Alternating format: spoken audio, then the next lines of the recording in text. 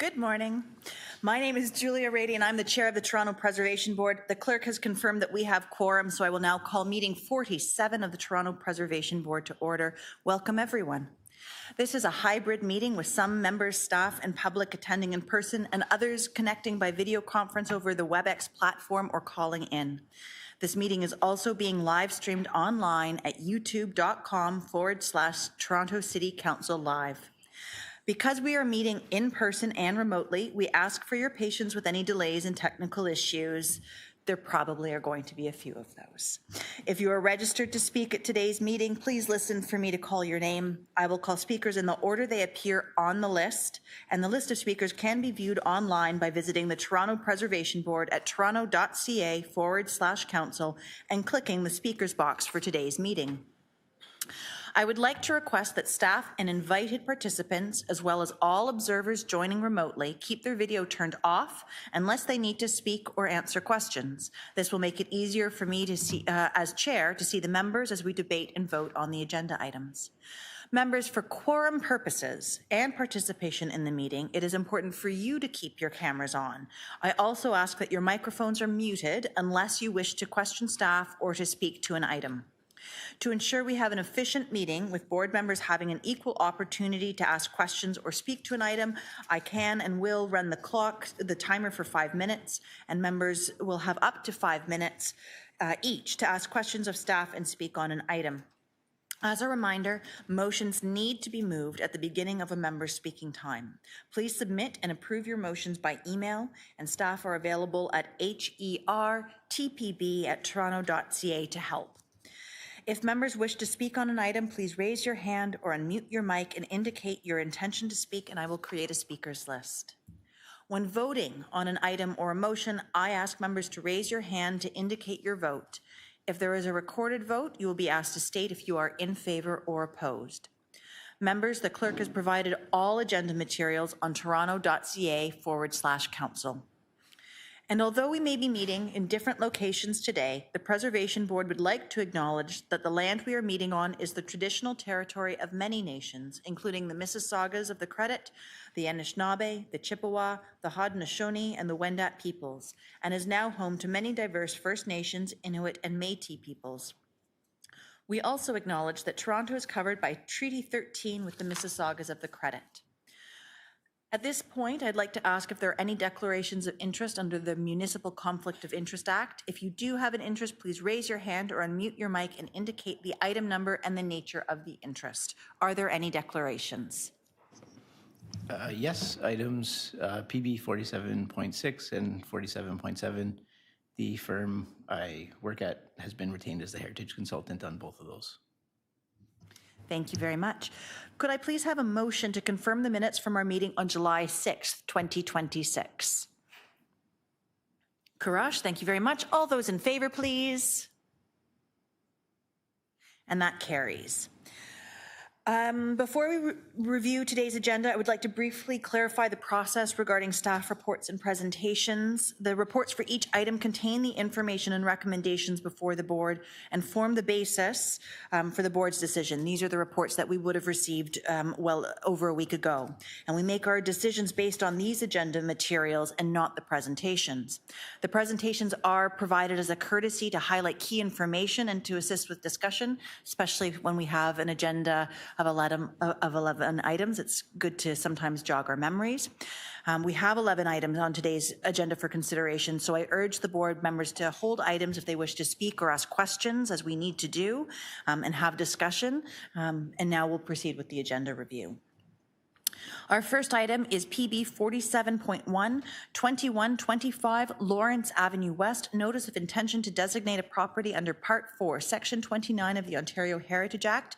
There's no presentation, but planning staff are available to answer questions from the board. Would anybody like to hold this item? Seeing none, I have a staff report with recommendations before me. Would anybody care to move the recommendations in the report? Paul, thank you very much. All those in favor, please. And the motion carries. Moving on to PB 47.2, 43 Kimbark Avenue, notice of intention to designate a property under Part 4, Section 29 of the Ontario Heritage Act. There is no presentation for this item. However, Heritage Planning staff are available to answer questions. Would anybody like to hold this item? Mitch, thank you very much. Moving on to PB 47.3, 150 College Street, Simcoe Hall and Convocation Hall at 27 and 31 King's College Circle. Notice of intention to designate a property under Part 4, Section 29 of the Ontario Heritage Act. There is no presentation for this item. However, staff are available to answer questions. Would anybody like to hold this item? Seeing none, I have a staff report with recommendations before me. Would anybody like to move the recommendations in the report? Leslie, thank you very much. All those in favor? And that carries. Thank you very much. Next, we have PB 47.4, 302 King Street East, notice of intention to designate a property under Part 4, Section 29 of the Ontario Heritage Act. We have a speaker registered on this item. If the speaker is either here or online, do you have a presentation or are here for questions? That's fine. That's great. I'll hold the item. Moving on to PB 47.5, 8 Lowther Avenue, alterations to a designated heritage property under Section 42 of the Ontario Heritage Act approval. We have a speaker on this item, so I will hold it. Next, we have PB 47.6, 87 Highland Avenue, alterations to a designated heritage property in the North Rosedale Heritage Conservation District. We have a presentation from staff. Would we like to hold this item? Seeing not, Mitchell.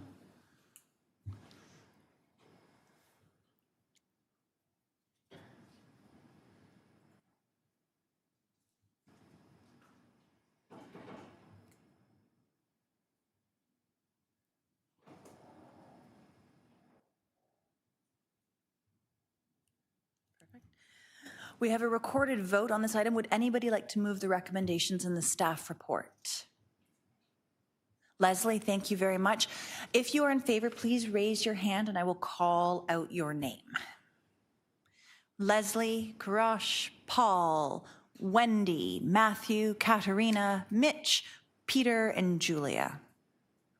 Motion carries. Thank you very much. We can bring Mitchell back, probably only to send him away again, but we'll see. He's getting his steps in today.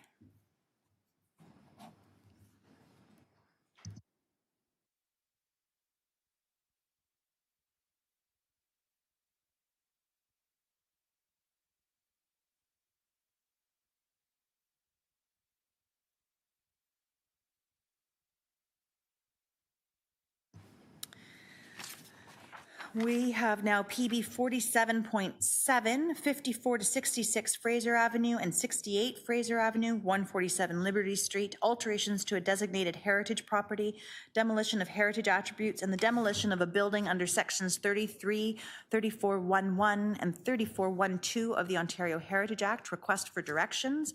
There is a confidential portion to this one as well. We have a presentation from planning staff available if the board would like to hear it. And there's, as I said, this also contains confidential attachments. Would anybody like to hold this item? Seeing none.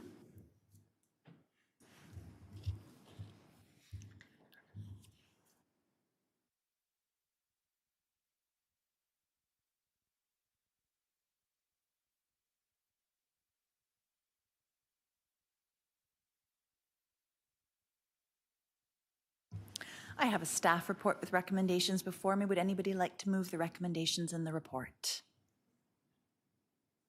Peter, thank you very much. This is another recorded vote, so if you are in favor, please raise your hand until I call out your name.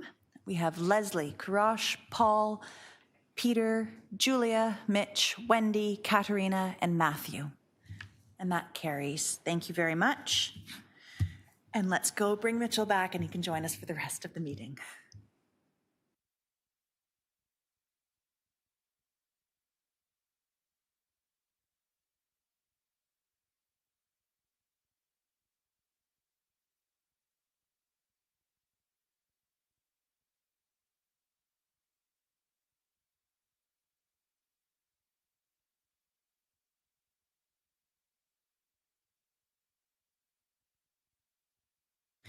Moving on, we have PB 47.8, 835 to 839 Yonge Street, alterations to designated heritage properties and demolition of heritage attributes on designated heritage properties under sections 33 and 3411 of the Ontario Heritage Act, and authority to enter into a heritage easement agreement.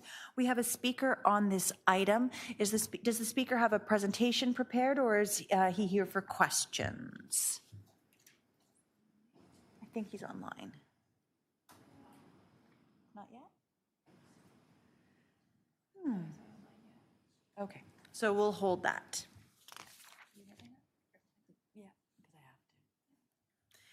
The next item we have is PB 47.9, 2 Whitney Avenue, application to erect a structure in the North Rosedale Heritage Conservation District. We have speakers on this item, so I will hold it. And then we have PB 47.10, 6 Whitney Avenue, application to demolish a structure and erect a new structure on a designated heritage property in the North Rosedale Heritage Conservation District. We have a speaker on this item, so I will hold it.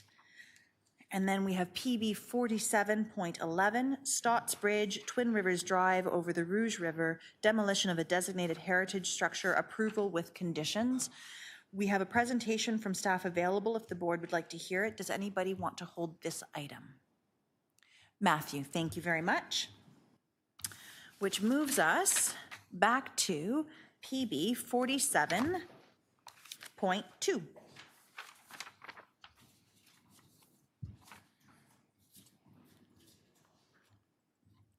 So we don't have a presentation from staff on this item, but the floor is open for questions of staff.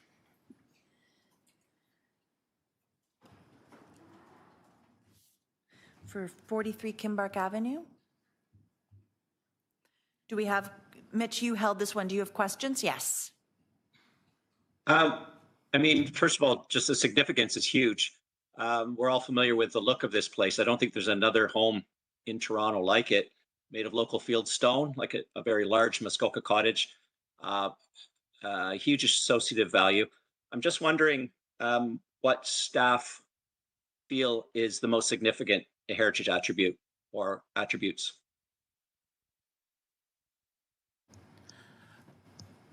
Through the chair, really when we're looking at significance of heritage attributes, they're based on the heritage values of the property, and through the 906 criteria, we really don't weight a particular value as having supremacy over another.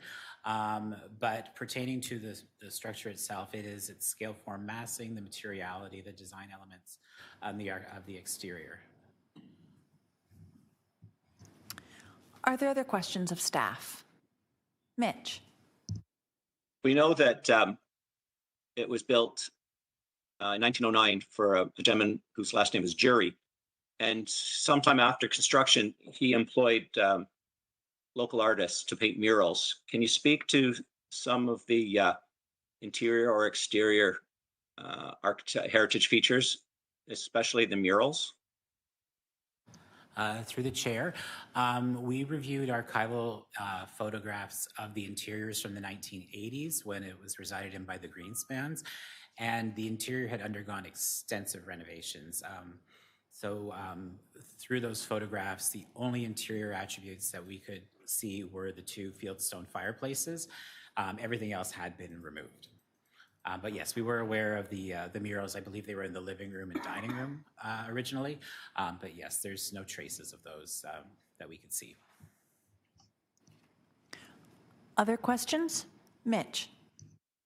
Just curious, the exterior, which is unique, can you speak to, using archival photos, I'm sure, from the early days of the home, to what extent has it been altered? Or to what extent is it still intact and in situ? Through the chair, based on archival photographs, more recent photographs of the property, and the drawings submitted by the property owners for the additions, we were able to ascertain that the exterior of the residence, the house form, is fully extant.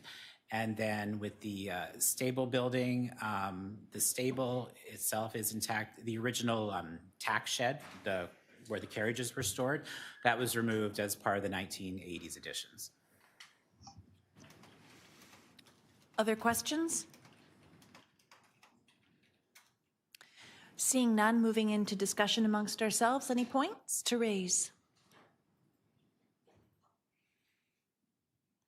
Seeing none, I have a staff report with recommendations before me. Would anybody like to move the recommendations in that report?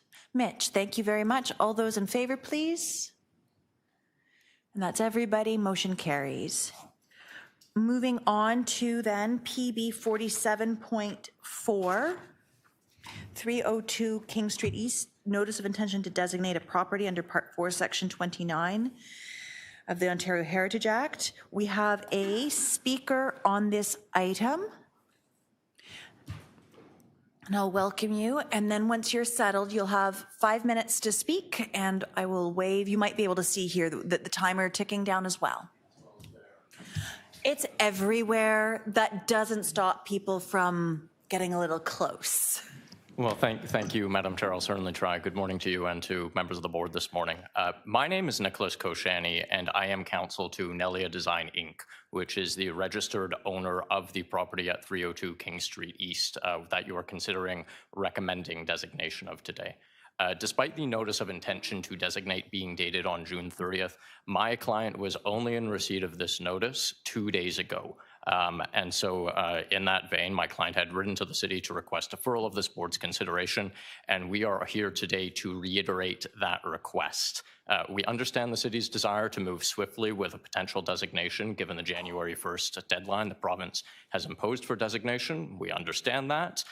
This said, we also understand that this committee is to return in September, and we believe that there is time to resolve the owner's potential concerns and still comply with those provincial timelines. The owner recognizes the potential heritage attributes of the property, but simply put, given the limited time in which they received the notice of intent to designate, they require more time to understand the specific attributes the city has identified for designation, whether it agrees with those attributes, and how the designation contemplated may affect any future uses on the property, whether that be a potential redevelopment or a continuation of the existing use. The owner is prepared to hire a heritage architect. It's also prepared to file a notice of appeal to the Ontario Land Tribunal, which we hope will not be necessary, but that would be an option available to our client should the designation proceed today without allowing the owner the time needed to fairly consider and study the notice of intent to designate and provide feedback to this committee on same. So the owner has been in contact with Paul Macca at the city to discuss the heritage attributes being considered. We are very hopeful that its concerns can be addressed. It only needs the time to be able to do this. So with all of that in mind, we are again reiterating our request for the matter to be deferred to the next meeting of this board in September. I see that that is 2 minutes, not 5, so subject, Madam Chair and members of the board, to any questions you may have of me. That is all I intended to say. Thank you. Thank you very much. Do we have questions for our speaker? Seeing none, thank you very much for taking the time today. We now move on to questions of staff. Do we have any? I do. Where does this matter go next? And what is the communication protocol that's in place? Thank you, Chair. Paul Macca from Heritage Planning. 2 questions there. The first question, where does this report go next? This report is scheduled to track to the next regular Planning and Housing Committee meeting, which is tentatively scheduled for after the municipal election. So it's scheduled for November 26th. So we have a considerable amount of time to work through any issues that the property owner may have with the designation, and we're more than happy to meet with the property owner's solicitor and the property owner to have those conversations. The appropriate place to defer an item would be at the council committee. This board can't defer items that are moving to that are before other committees. This is the board's opportunity to provide advice under the Ontario Heritage Act. And then the second question, through your chair, just to speak to communications. With respect to Bill 23 designating bylaws or proposals, the Ontario Heritage Act requires that council serve notice to property owners once it states its intention to designate. So that's quite further along in the process. The usual practice that we have here at the City of Toronto is to exceed this requirement and to send notice out to property owners before these preservation board meetings. That typically happens about a week before the board meeting, given when it depends when the agenda goes live. That's when we can send out notice. There's limitations to how early we can get that notice out for regular designation items, because there's factors we need to consider, like associative applications and timelines under the Ontario Heritage Act and the Planning Act. With Bill 23 specific designations, so the one that you're seeing before you today is part of this item, we're dealing with properties that have been stable for a long time and aren't necessarily associated with applications. So in some cases, properties have been listed for decades, and we're aware of situations where property owners don't even know that they're listed because they've changed hands over time. So we identified very early on in the process for Bill 23 designations that we had a unique opportunity to reach out to owners early in the process. And we've been doing that as part of the Bill 23 work. So we're trying to avoid surprises and work through these issues before they make it to a board meeting. So for this program, we've been sending out 3 notices. We start with a single notice that's sent out as soon as work starts. So in this particular case, notice would have been sent out a year ago. A second notice is sent out when work is completed in the evaluation and research on the property. That's usually between 1 to 2 months before this board meeting. Allows us to have an opportunity to, again, discuss the designation with the property owner. And then finally, we send out a third notice, and that's the notice that this property owner is responding to, which is the standard notice that comes out right before the board meeting. This outreach program has allowed us to meet with property owners, hear their concerns, address misconceptions, and in cases even collaborate on the designation process. And a couple of owners have continued to have concerns, and you've seen them brought to this board, and you will imagine continue to see that. But for the most part, it's been a successful program, and we have been able to meet with and work through a lot of issues with property owners. So we're going to continue this program as we move forward with Bill 23 designations. We can't control when property owners respond to our communications, but we'll continue to reach out to property owners through the program. Thank you. Are there other questions for staff? Paul. Thank you. It's just following on to the fact that there's still time to have discussions. From a procedural perspective, if this board recommends the designation, does that fix or lock in the statement of attributes, or can that be discussed and improved upon before it goes on to the next committee? Thank you for the question, Paul. Through you, Chair, no, it does not lock in the heritage attributes. This board will provide its advice to council on the recommendations that are before you today. And if we have conversations with the property owner and we, having those conversations, decide to make changes to the statement of significance, we certainly have the opportunity to do that and to bring that before the Planning and Housing Committee and to council. Are there other questions?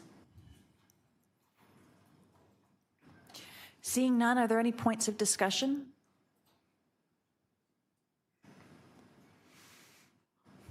I think I just reiterate that I'm very comfortable that there's a long period of time where discussion can continue on, and that our mandate as a board is whether in the report before us we feel like it satisfies the test for designation. We ourselves don't have the power to designate, but we can recommend that we think that there is merit to the planning report. And I hope that there is continued conversation and dialogue in the months ahead with the owner so that everybody's comfortable and in that process. Any other points of discussion? Seeing none, I have a staff report with recommendations before us. Would anybody like to move the recommendations in the report? I will do so. All those in favor, please. And that's everybody. Motion carries. Moving on now to PB 47.5. We have a presentation from Heritage staff on this item. We welcome Colin to the floor.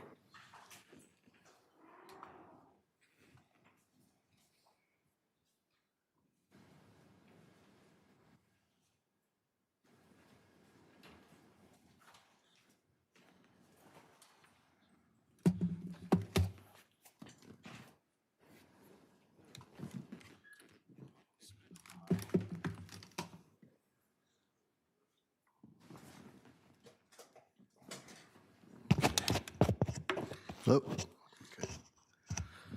Okay.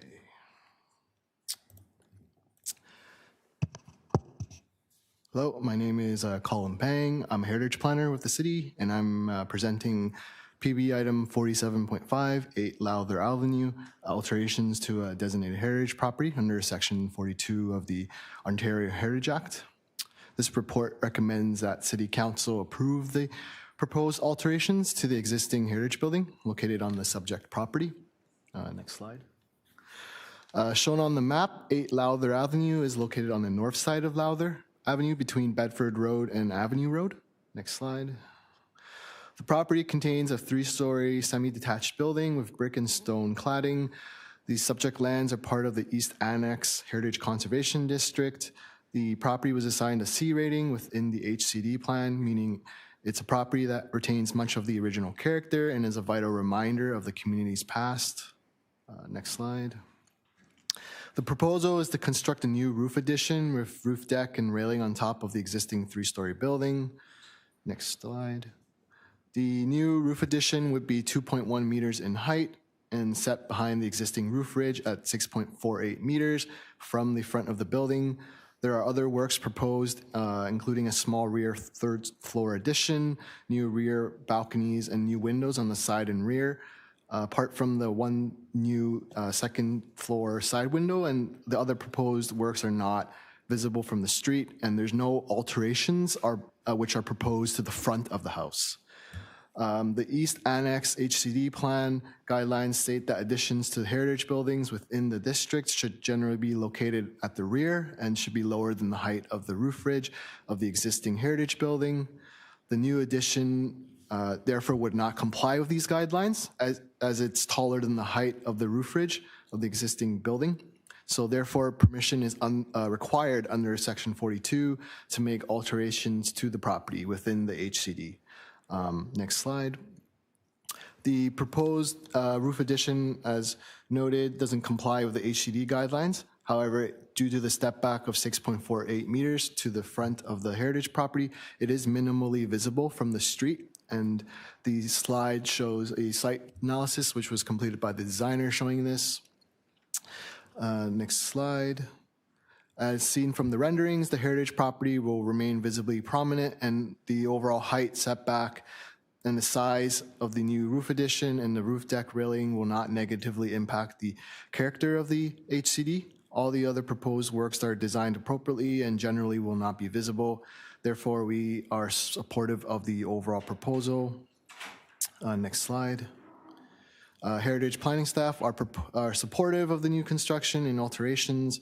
It is consistent with the guidelines of the HCD plan, and therefore we recommend that the TBB recommend to council that the application be approved under section 42 of the OHA. That's my presentation. Thank you very much. We have a speaker on this item, Joseph Cohen. Are they online? Good morning. Joseph, can you hear me?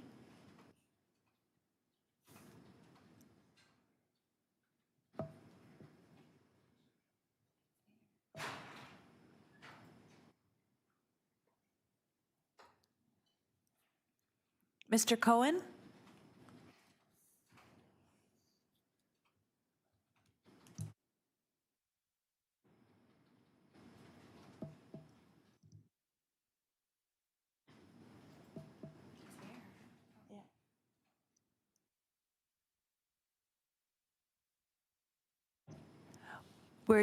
We can't hear you quite yet.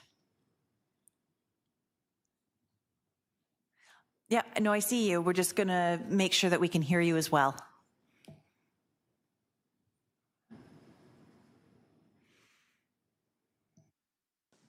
Hello? Perfect. You have. Okay, sorry, that's my fault. No, it's all good. You have 5 minutes. I will start the clock now, and I'll give you an indication when you have about 30 seconds left. Thank you. Thank you for your time and taking this application. Just going to add that the setback was put in place to make sure that it would be less visible from the street as it was mentioned before, as well as the height was kept under the zoning requirements for the height as well. If there's any other additional questions that I could answer, I'd love to answer them. Thank you for your time. Perfect. Thank you very much. Do we have any questions for our speaker?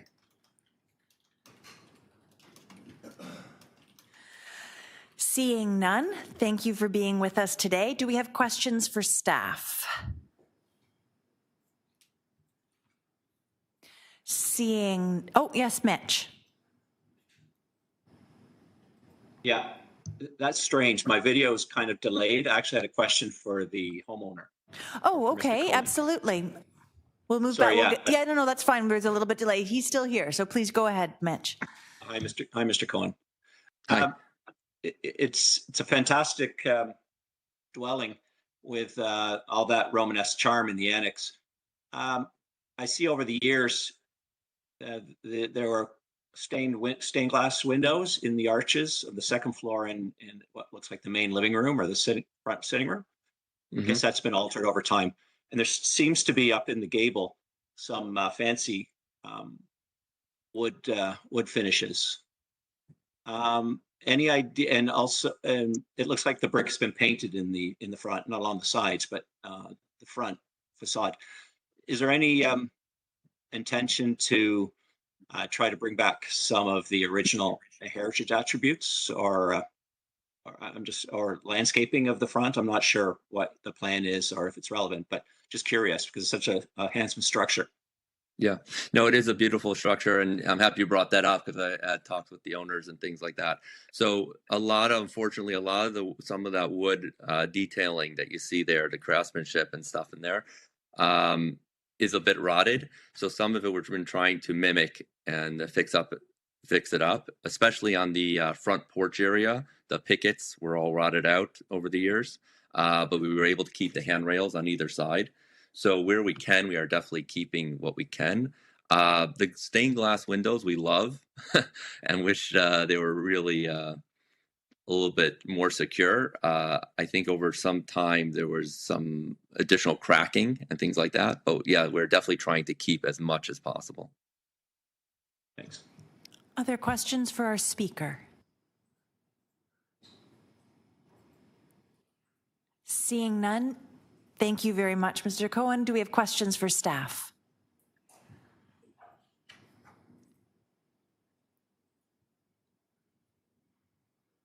I think none. I'm just trying to account for Mitch's slight delay here. All right, do we have any discussion amongst ourselves?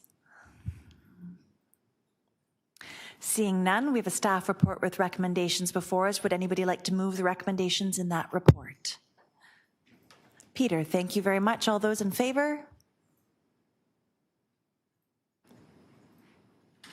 And I think that carries.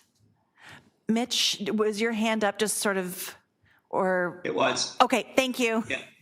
So, Chair, I'm going to sign out and try to get back in because that lag is really annoying.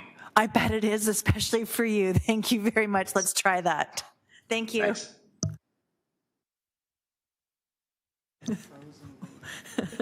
Yeah, it is a frozen wave. Anyway, here we go. Thank you very much. We're moving now on to PB 47.8, 835 to 839 Yonge Street. And it's Colin. Welcome back.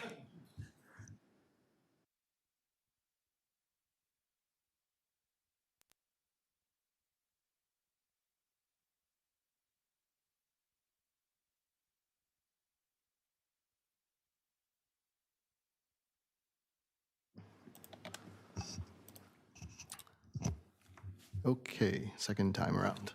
All right, so again, my name's Colin Pang. I'm a heritage planner with the city, and I'm presenting this item 47.8, 835, 839 Yonge Street, alterations and demolition of heritage attributes on designated heritage,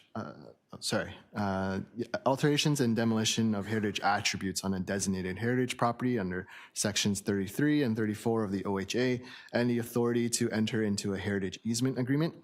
This report recommends that City Council approve the application to alter and demolish the heritage attributes. It is in connection with a submitted zoning bylaw amendment application for a mixed-use building with 2 tower elements, and to seek approval and to enter into a heritage easement agreement for the long-term conservation of the heritage property. Next slide. So as shown on the map, the subject properties are located on the northeast corner of the intersection of Yonge Street and Church Street and Davenport Road. They were designated under Part 4 of the OHA on March of 2023. Next slide.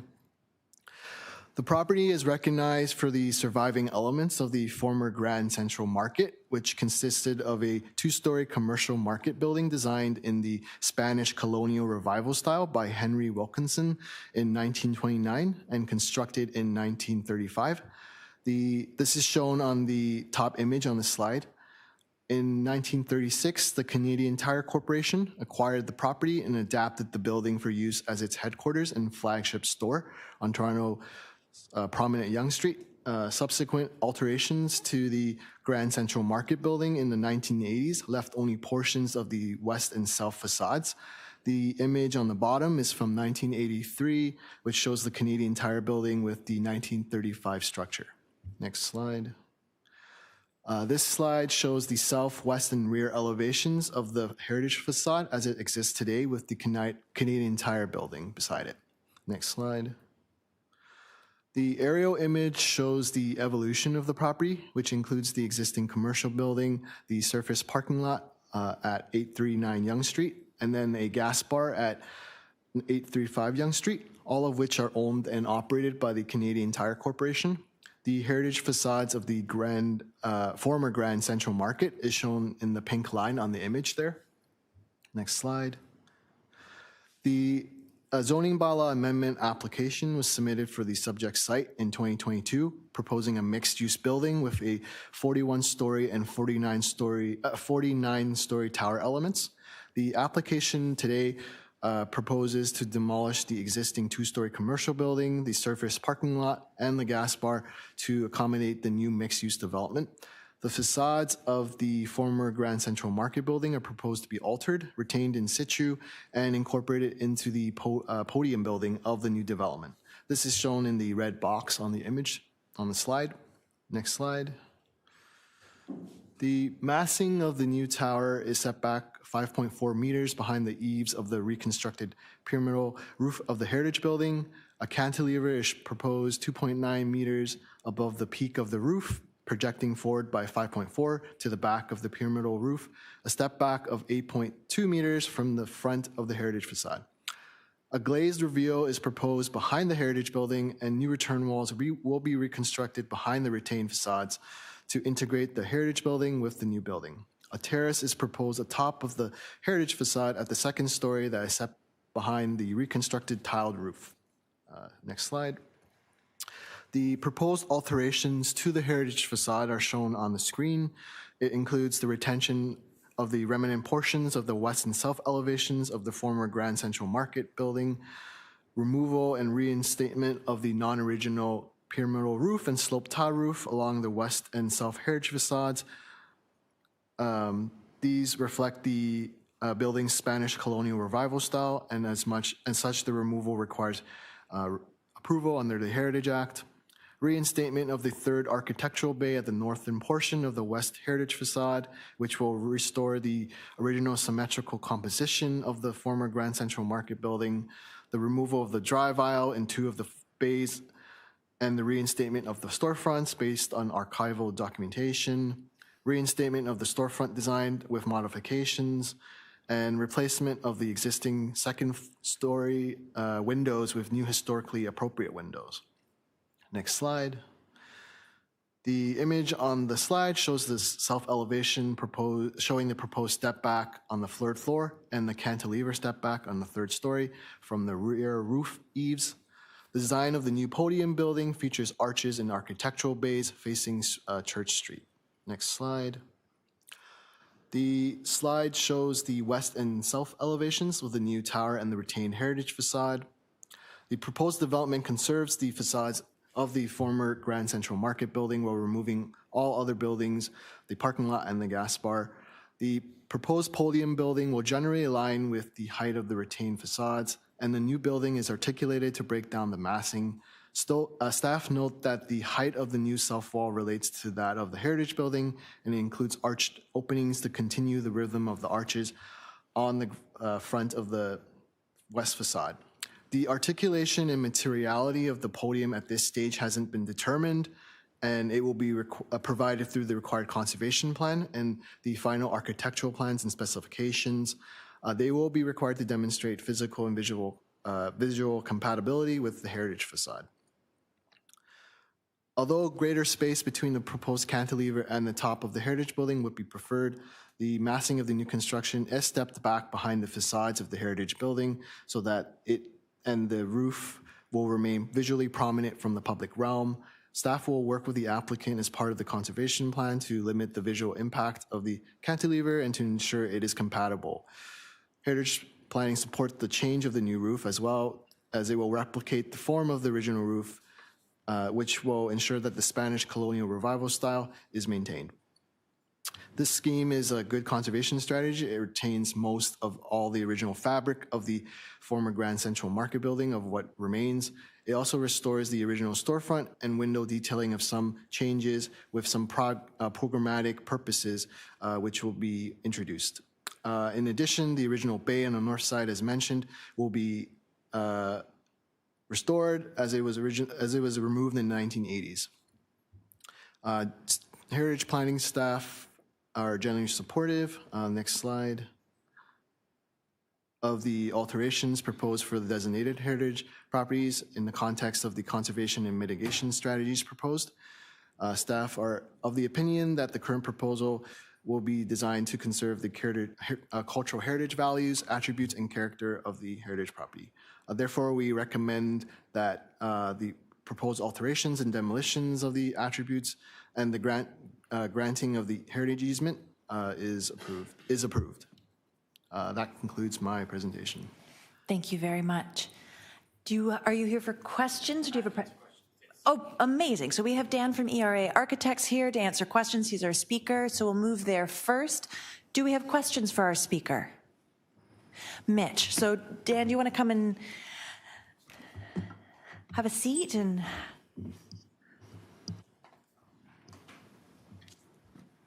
I'll let you introduce yourself just ever so briefly, and then we'll move to questions. Hi, everyone. I'm Dan Aitlon. I'm a director at ERA Architects and the heritage consultant on the project. Thank you very much. Mitch, you had a question. Yeah, thanks very much for the presentation. I'm just wondering about that North Bay. You mentioned restoration. It almost seems more like recreation because it doesn't exist at the moment. Can you speak a little bit about the plan to recreate that that Phantom Bay? Will it be something like 132 Yonge Street at Temperance, where there was a ghost wall created in concrete that sort of completes that building and hides electrical components and mechanical components? It's not intended to be like a ghost facade. It's intended to be functional, so it would be a continuation of the existing. We've got good documentation of what the appearance was, and there's a lot of extent fabric on the site, so we can get appropriate material and color matching. So we're confident that it will have a functional use, and we can also reinstate historically appropriate windows there and storefronts. Are there other questions? Paul. I'm curious about the south wall at ground level, which is a series of arches. I'm just wondering, obviously that's new construction, not preservation, but I'm just wondering, is it informed by what was there at one time in terms of the style or the dimensions, or is it strictly intended as a sympathetic but new design? Yeah, it's intended to be visually compatible. But we did have a look at what was there. There's some images. We have to change the plane of that wall in terms of where it was originally and where we're proposing it now. There's a fire route that needs to access the main entrance to the new tower. So the combination of, it's also a change in material. So historically it was a brick return wall there. We thought it was too far of a stretch. We we have some documentation of the existing conditions, so we didn't want to try and recreate that without enough extent fabric on site. So that's the rationale for what you're seeing. Terrific, thank you. Leslie. Just put on your microphone. It's all good. Testing, 2, 3, there, okay. Hi, thanks for the presentation. On our panel, our only thought about this design was that we feel that the cantilevered portion is a bit looming over the original market part. Would there be any possibility to make that less abrupt? So originally, the initial submission had a much larger cantilever. This has been stepped back significantly. As Colin mentioned in his presentation, this is still at the zoning level, so the architectural design hasn't really developed as it moves forward through the site plan process. I think there would be refinement to the material, the appearance, and as Colin stated, as much as possible, reduce the visual impact of the cantilever. Great, thank you. Mitch. Thanks. I think a lot of people will be surprised to understand the origins of the building. And I know it's early days, but is there any talk of perhaps displaying artifacts or incorporating historical interpretation boards for folks to understand the incredible and diverse history of this structure? So part of the recommendations include from heritage planning staff to council includes the requirement for an interpretation plan. We're trying to include more, I guess, creative and extensive interpretation strategies where appropriate on sites. It's not uncommon to go with the Heritage Toronto plaques, which do a great job. I think when there's enough supporting material to tell a more detailed or complex narrative, we look to do a customized approach. So I think in this case, we have quite a few stories that could be told, and we'd work on identifying the appropriate themes and ensuring that we meet the intent of the interpretation plan to convey the cultural heritage value of the site. So I think answering your question more bluntly, yes, that would be our intent here, but we still have quite a bit of work to get through the design process to the interpretation stage. Are there other questions? Seeing none, thank you so much for joining us today, Dan. Do we have any questions for staff? Seeing none, do we have any discussion amongst ourselves? I have a staff report with recommendations before me. Would anybody like to move the recommendations in that report? Courage, thank you very much. All those in favor, please. And the motion carries.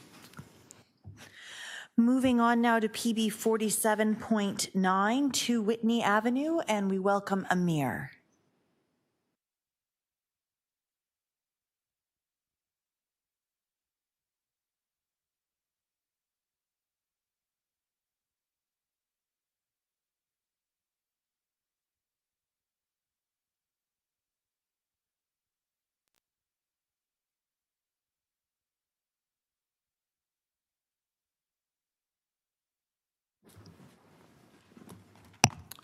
Alrighty, good morning, Madam Chair and members of the board. My name is Amir Nissan. I am a planner with the Development Review Team here at Heritage Planning.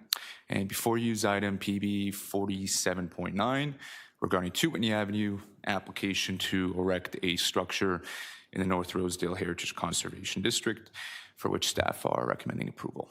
Next slide, please. Thank you. This slide displays the context map with the subject site's location highlighted in red.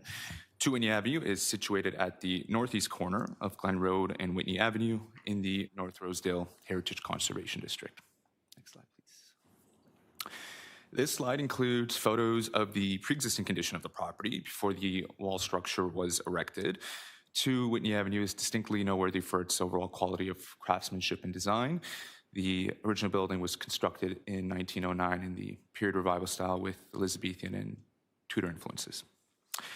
It is also distinctly noteworthy for its prominent siting at the intersection of Whitney Avenue and Glen Road, which overlooks Whitney Park at the center of North Rosedale. The district plan classifies this property as a B-rated property, defining it as a landmark of significant merit and of citywide significance. Next slide, please. This slide displays the existing context of the subject property. The applicant is seeking approval for the retention and completion of a partially construction masonry wall, a structure that was erected without a heritage permit. Permission is required under Section 42 of the Ontario Heritage Act to erect any building or structure on a property or permit the erection of such a building or structure within a heritage conservation district. Next slide, please. The applicant's proposal has been revised from the original design, which was previously refused. The existing structure is now proposed to be modified to reflect the revised design, which is the subject of this report. Next slide, please. This slide displays the proposed site plan, elevations, and landscape details. The applicant is proposing to keep portions of the already constructed portions of the masonry wall and to complete them as depicted in the revised application drawings. The existing structure will remain in its current location on city lands along Whitney Avenue and Glen Road, which abuts the property, the subject property at 2 Whitney Avenue.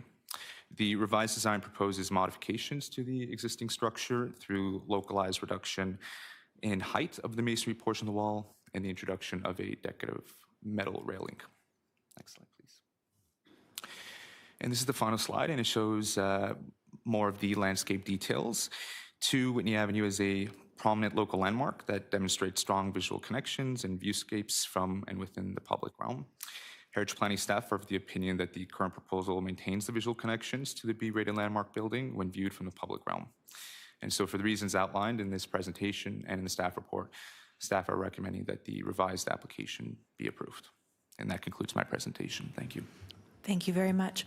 We have a number of speakers on this item. The first on my list is Sean Gosnell.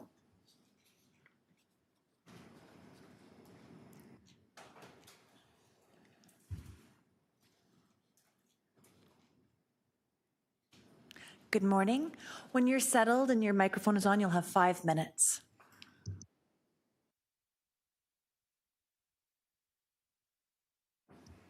Yes, here we are.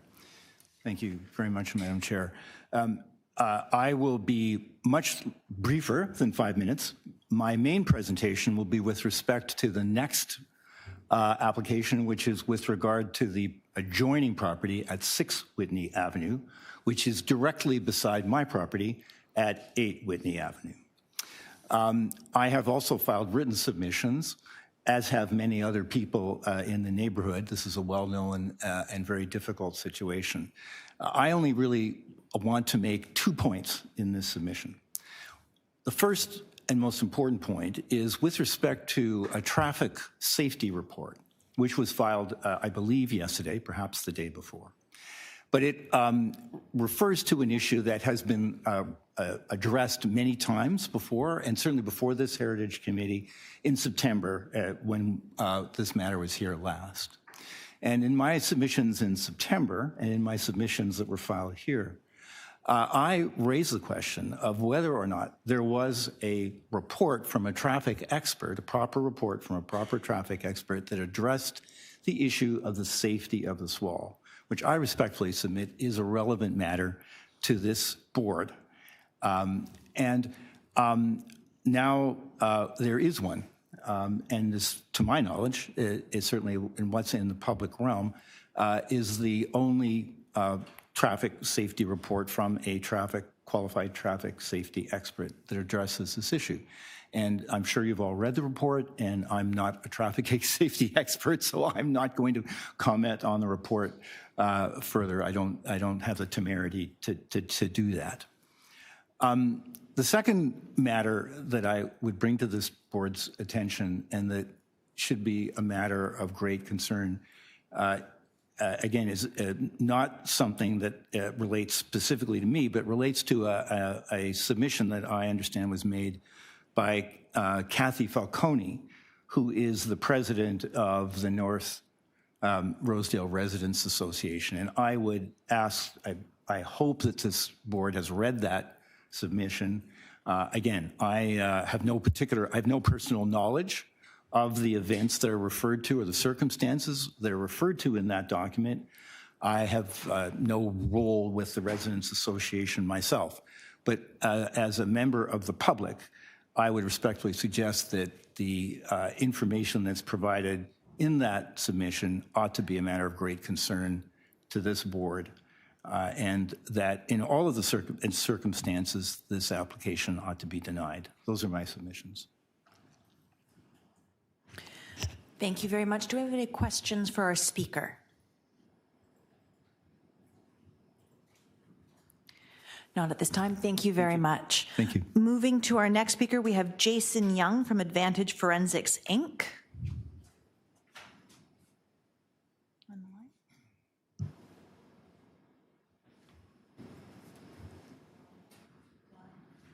Who's not online, so we'll move on to our next. We have Cynthia McDougall. Online. Cynthia? Can you hear me? Yes, I can. You have 5 minutes, and I'll indicate when you are getting close to the end of your time. Thank you. I wrote a one-page succinct letter, which was signed by me, and it's from my partner, Jeff Evanson, and myself. I'm a long-term resident of Edgewood Crescent. I'm a member of the community. I actually use Glen Road and travel to the church.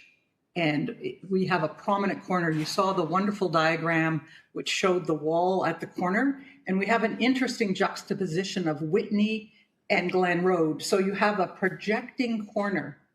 And what do you have in that projecting corner? You have an unattractive wall that is within the public realm. And it's a sore thumb.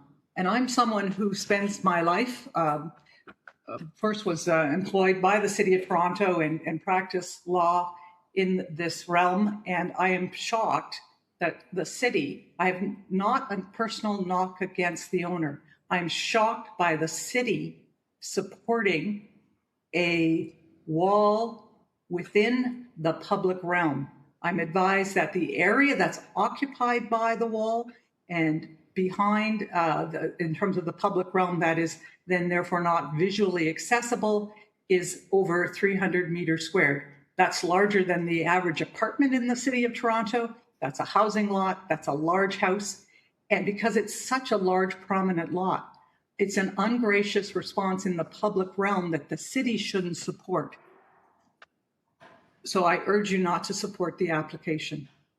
Thank you. Thank you very much. Do we have any questions for this speaker? Leslie. Not for the speaker, but I have questions because I'm hard of hearing. I didn't hear whether this wall received planning permission or did it not. Why don't you wait for your question in a little bit for that one. Sorry, I didn't even hit my... No, it's all good. Do we have any questions for this speaker? Peter. Yes, thank you, Ms. McDougall. There are other walls along Glen Road that appear to be somewhat similar to this one. To your knowledge, is there precedent for similar walls within the public realm in this area, or are they all located on private lands? I want to speak to that issue because it's all context, as the members know. It's context, context, context. There was a great controversy on Crescent Road up from the subway with respect to a wall and a privatization of a lot. I think it was Heather Reisman. But in that case, there's actually a boulevard. So the sidewalk is set in, and there's a green boulevard with trees. And so that was quite controversial in the neighborhood. In this area, where you have your right south of the Rosedale United Church, and so then you have the projecting element so when you're walking up or driving up Glen Road, it projects out. So no, there's no other context that's identical for this length of a wall that intrudes to this extent at this height in this mass so that I know of that's around the park. And in fact, most of the people within the lots and housing units around the park have responded to the public realm in a gracious way so that the entire community can enjoy the public realm that's in front of their property. They haven't privatized it. So are there other examples of green elements that are close to the sidewalk? Yes, farther up beside a bus stop. But the length of the privatization is not the same extent as what is here, and it's not the same projecting element of the public realm that's poking out in across from the park just south of the church. So everything, as anyone knows in design, it's context, context, context. Thank you very much. Are there other questions for this speaker? Seeing none, thank you so much for your time today, Ms. McDougall. I saw that Jason Young popped up, and I think so he's present, so we'll call him back. Great, thank you. And when you're ready, you'll have 5 minutes. Great, can I put a couple pictures on the screen, or is that all right? Yes, just give a moment and we'll give you permission to share. Thank you. You have permission.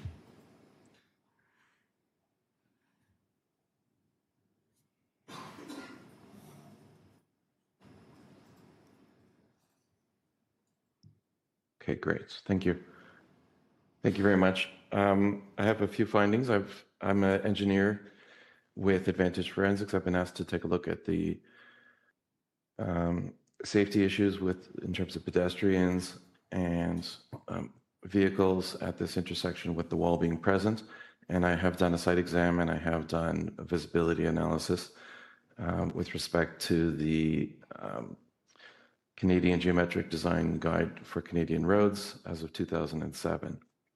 That's the standard that is applicable. I'm just going to show a couple photographs and comments on them because I only have 5 minutes. This first photo is showing the view from 25 meters back on Whitney. The standards require that at this location, there's something called approach sight distance, and you need to be able to see 35 meters up the road on Glen, and you can only see 10 meters from this location. Moving on to another requirement, which is called departure sight distance. This photograph is from a vehicle stopped properly at the stop line. This is the driver view on Whitney, and from this location, the standards require that you are able to see 87 meters up the road in order to be able to use the road safely, because vehicles coming south do not have a stop. From this location, you can only see 27 meters due to the wall, and that is 70% below the minimum requirement. So that is a safety hazard as well. Moving forward, this is the view on Glen Drive looking south. This is from 43 meters north of the intersection. This was taken during the winter, and the points I'd like to highlight from this photograph are that the wall that you're seeing in the foreground here is 1.0 meters high. This is the shorter part of the wall. At the corner, the wall is higher, and you can also see the pillars, the square pillars. The proposed compromise is that the pillars are going to remain at the same height as is, and those pillars, as you can see, tend to look like they're next to each other. They block the view of the intersection completely, even with the wall being at a lower height. At the corner, the wall is higher and it's proposed to be reduced in height. But even with the reduced height, the pillar posts and the hedges, which as you can see are still present even in the winter, they retain their leaves, block the view completely of vehicles. And just to show you what this looks like, I'm going to show you this figure here. This is from only 33 meters north of the intersection, and there is a huge cargo van stopped at the stop line in this photograph, and it's more than 99% blocked from view. The arrow is pointing at the front bumper of that cargo van, and I'll just show you what that cargo van looks like. This is just a few seconds later. This is taken 23 meters north of the intersection, so this is already too close to avoid a collision, and the van here has moved forward to the point where it's fully blocking where it's half blocking the pedestrian crossing. So that's a hazardous situation. This very large van is there in this photograph, figure 6, and is completely blocked from view by the large pillar posts and the hedge, even though the fence in the foreground is shorter. So my conclusions that I've found are that there is a very significant safety risk here to pedestrians, to vehicles, particularly sedans and coupes, which will be anywhere from 80% or more blocked from view from vehicles because of the posts and the hedges. Larger vehicles will also be at least 50% blocked, and certainly children on bicycles and e-scooters on the road will be fully blocked from view. So there is a foreseeable significant risk here of an increase in collisions for cars and cyclists, for motorcycles, for children on e-scooters, and for other vulnerable road users. My recommendations as a minimum would be that the hedges would have to be maintained at a height of 1 meter or less within 20 meters of both of those curbs, and that the posts on the corner cannot be left to remain as is. 10 They must be seconds. reduced to 1.1 meters height, and the wall sections from 1 through 6 have to be reduced to a 1 meter height or removed. And I'd be happy to take questions. Thank you very much. Do we have any questions for this speaker? And just waiting for my board members to come up on the screen.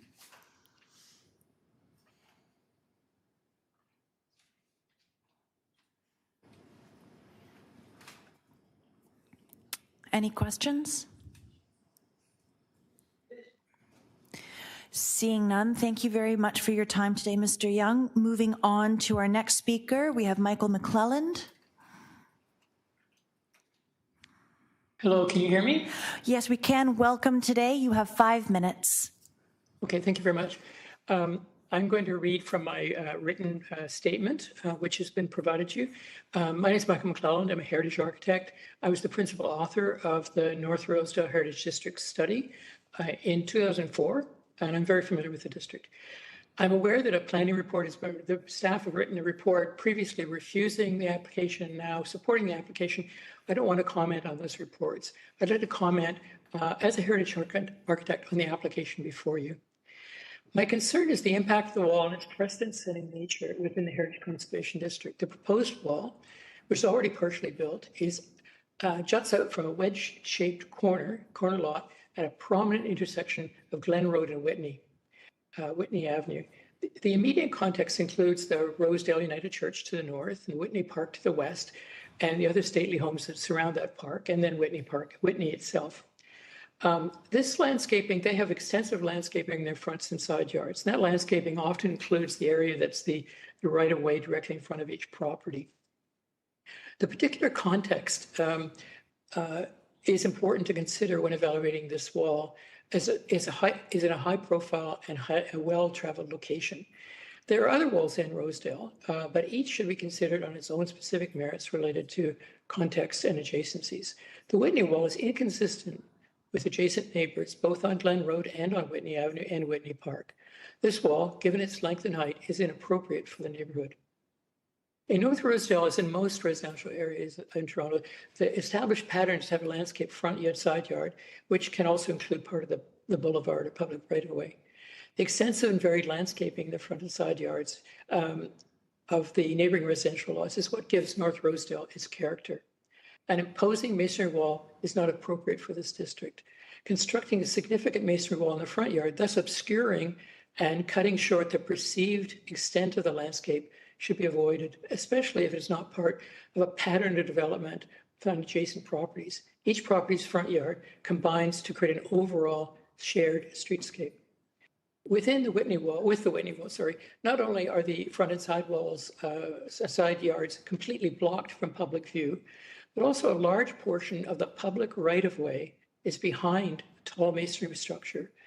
I am advised that more than 3,000 square feet, or it's actually 3,200 square feet, of public right-of-way will now be privatized and either occupied by the walls or located behind the walls.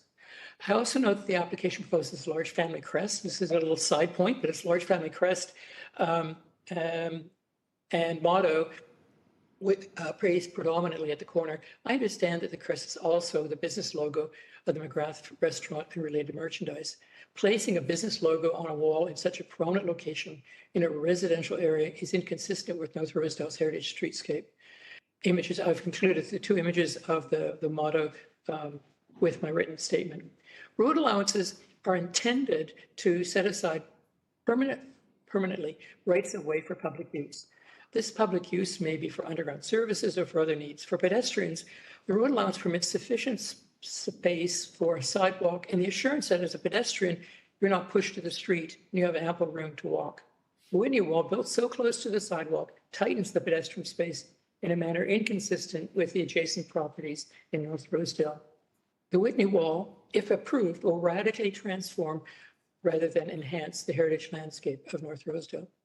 North Rosedale is a heritage conservation district noted for its leafy and landscape setting. There's breathing room for pedestrians on the sidewalks. Its road allowances, publicly owned land, are not privatized. For these reasons, I do not support Heritage Planning's recommendation to erect the wall and respectively ask the Preservation Board to consider refusing this application. Thank you very much.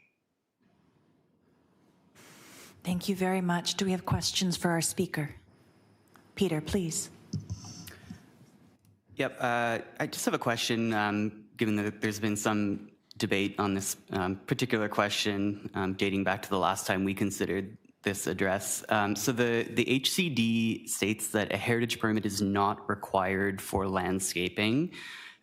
Given your familiarity with the HCD plan, Mr. McClelland, would you characterize this wall as landscaping, or which I understand was the owner's perspective, or is it something else? Well, sir, actually, under the Heritage Act, you're required to get a permit for the construction of any structure. And this is not landscape in the sense that it would be defined as structure. So it does require a heritage permit under the Ontario Heritage Act. Other questions? Paul.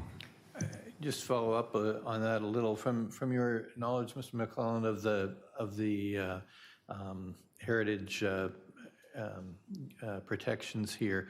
I'm curious about just this issue of vegetation. Would you believe that there are limits to that right to put in vegetation and various forms of shrubbery and so forth along the edge of a property? No, I don't think so. I think, in fact, I know this property was fairly densely vegetated previously, but nonetheless, you still have a sense that the landscape or the open space in front of the house creates a kind of threshold to the house. And a wall doesn't do that. A wall moves that threshold very close to the sidewalk. And I think that's the distinction. I know when it says, landscapes doesn't require a heritage permit, I think the intent there was, I'm sure the intent there was to not have everyone checking out every petunia they planted if they needed permission to do so. Thank you. Other questions? Seeing none, thank you so much for being with us today. We move on to our final speaker on the list, John McLeish.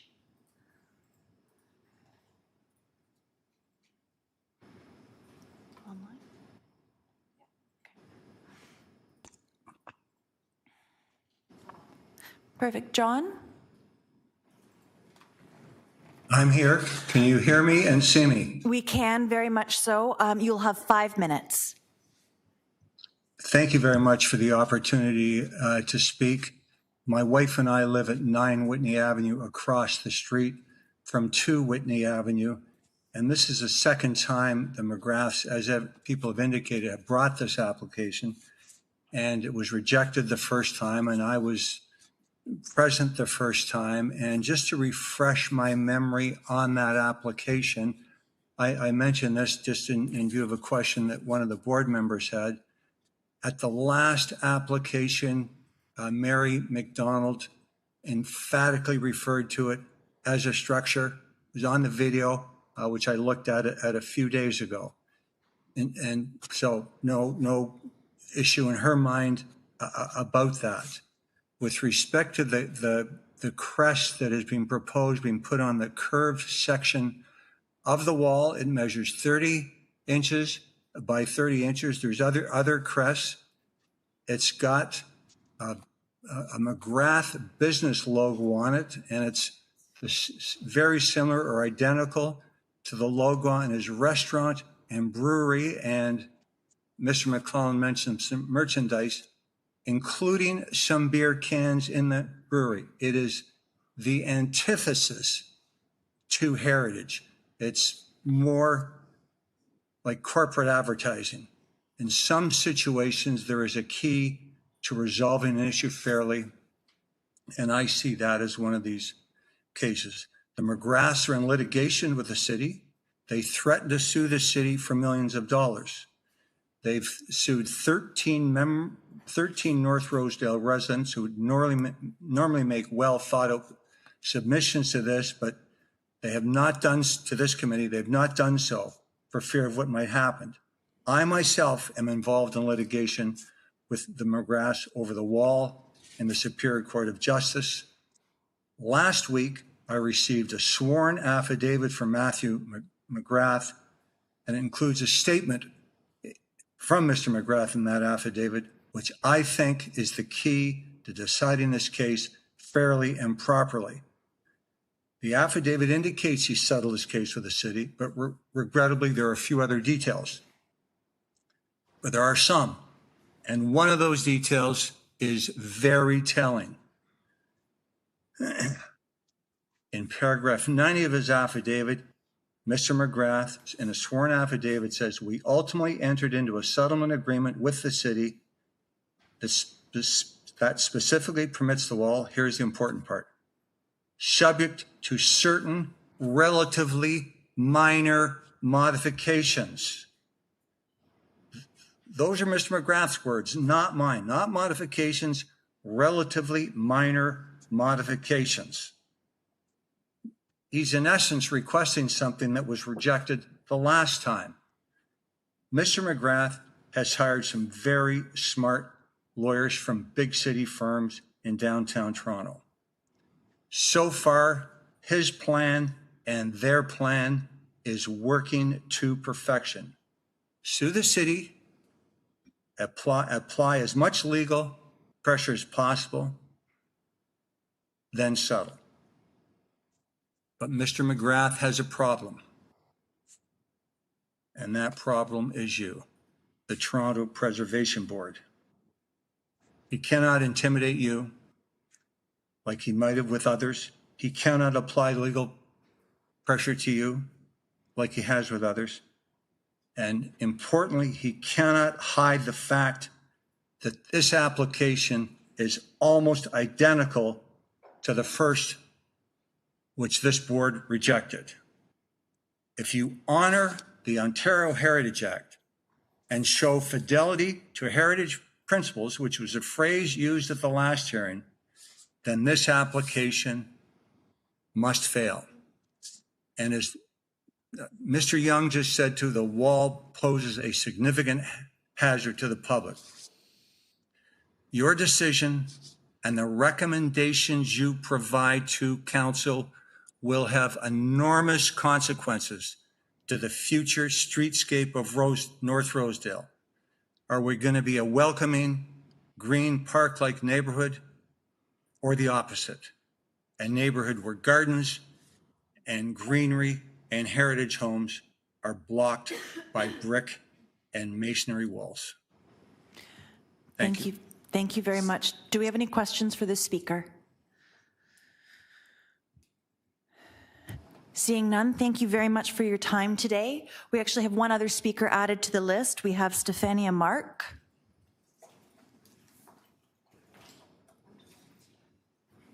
Good morning and welcome. You'll have 5 minutes. Thank you. I'm going to be pretty quick. I just wanted to, after listening to everyone speak and talk about the wall, bring a bit of a human use perspective on this issue. I live on Glen Road. I have 3 small children. The youngest is 1.5, the oldest is 6. I walk on Glen Road every single day, and I walk by 2 Whitney Avenue almost on a daily basis. I have seen a number of near misses at that intersection with vehicles almost colliding, making turns. And since that wall has been erected, I make sure me and my children are walking on the other side of the street because I have genuine concern that cars won't be able to see us crossing. In terms of corner boulevards, there are a number of corner boulevards with that are large with landscaping and walls set back between Whitney and Summerhill, I guess, Glen Road and Summerhill. If you're heading north, I can think of 4 off the top of my head. There's ample space with grass and then a fence or a structure and then hedges. And those corner boulevards have served me and my children really well, especially if, for example, they're learning to ride a bike. They can easily head off on the side and stop themselves there, or if they're running ahead, they'll wait off to the side away from cars. And it's hugely important, for me at least. That wall now, we basically have to avoid that intersection unless we need to be turning on Whitney Avenue.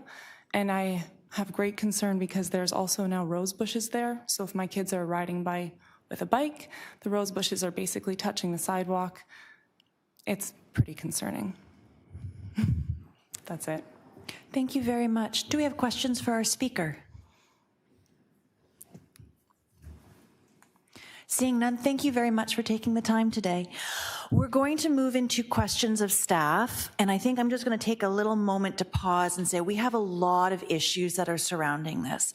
What's before us is a matter under the Ontario Heritage Act, and I think as much as we could probably digress and find other strands to pull on, for the focus of this board and this discussion, let's focus on our heritage matters because that will keep us precise in our thinking. So do we have questions of staff? And we'll invite them back to sit. I'm sure we do. Paul. Amir, I'm referencing pages 13 and 14 of the report, figures 3 and 4, which are direct facing images of the highest portion of the wall right at the corner. Can you just describe, so that we're absolutely certain, what the proposal is to modify that wall and what it will look like? These are kind of the before pictures. I'm interested in the after view. Thank you for the question. Through you, Madam Chair, the proposal is to reduce the masonry portion of the wall to approximately 1.2 meters from grade and surmount the wall with a decorative metal railing. The height will be to a total of 2.2 meters approximately. And that height will continue throughout the remainder of the wall at 2.2 meters. Okay. So if I just want to add something, thank you, Amir. So if you're visualizing it on your picture there, the masonry portion is 2.2 within that picture. And that was, the previous application was to keep it at that height, the masonry portion. At that height. Not it gets a bit confusing because of the white caps. The white caps are very intrusive. Those aren't actually going to be architectural features. There will be, little decorative balls sort of on the top of each one. So as you're looking at that, that will go down by just over half, with the space to be filled with wrought iron, which will have a transparent view through it. So essentially, the 1.2 meter that starts before you hit the corner will be continued. It will not jump higher. There's a change of grade there, so the perception of things is a little different, but it will maintain the height.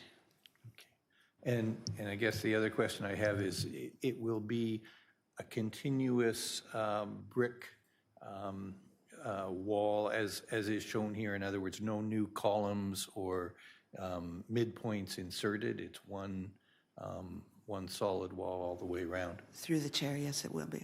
Okay. If I can ask one more question, I'm a little hung up on vegetation. I know we're talking structure here, but the pictures show that someone, I don't know if it's the owner or the city, has planted shrubbery outside the wall. And we know that there is shrubbery planted on the other side of the wall. And I believe that is also on the city property as opposed to the owner's property.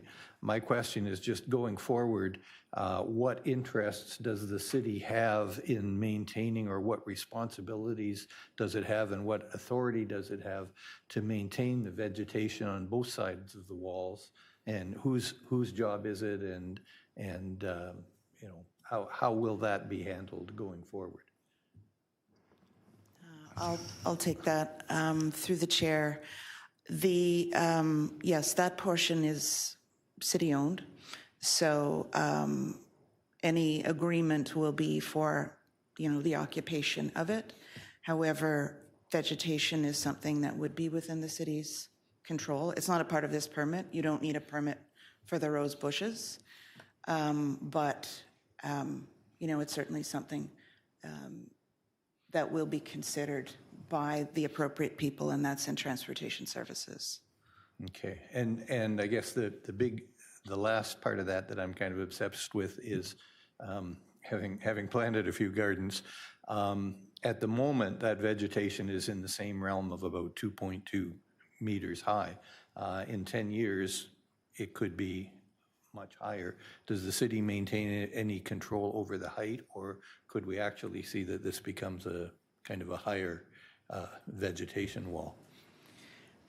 Through the chair, do you mean on the inside? On the inside, yeah. The inside is not a regulated area when it comes to landscape features. So the wall is the thing. Previously, this corner was entirely visually almost impenetrable. Different experience than a wall, of course. It's the introduction of the structure that we're taking a look at, but anything that the owner wishes to plant on that corner or along their property is not for the city to regulate. Okay. So yes, it could grow. They could grow as tall as the owner wishes to have them. Okay, thank you. Mitch. I'm just seeking clarification. So the wall is on city property, so essentially city-owned, city's responsibility. There's no doubt, I'm a fan of brick, and I see that the brick is an attractive Rosedale, like early 20th century style brick. Kudos to the choice of brick, but I'm thinking heritage-wise, bricks degrade. It's super close to the sidewalk, so in our winters, where there seems to be a lot more salt distributed now by the city more than ever before. And in 2026, graffiti in Toronto is a reality. So the potential for graffitiing that brick wall, very, very long, curvy brick wall, I'm just wondering, would that be a City of Toronto responsibility? Would that come out of a City of Toronto budget? Through the chair, that's outside of my area of expertise. Other questions for staff? Leslie.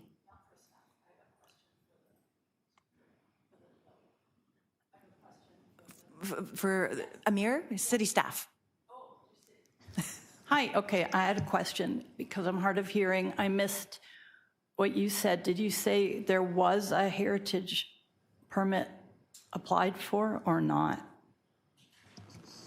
When the wall was constructed, that was done without a heritage permit. And then we advised the property owner to cease and desist from continuing any further works, and they came back with a heritage permit application. So the city told the property owner to cease and desist? Through the chair, that's correct. Yeah. Thank you. Other questions for staff?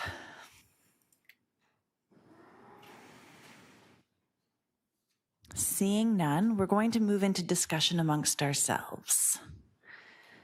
What do we think? Do we have discussion points? Up to you. I'll do it. Okay. Yeah, I will. I'm supposed to begin comments by indicating that I would like to introduce a motion.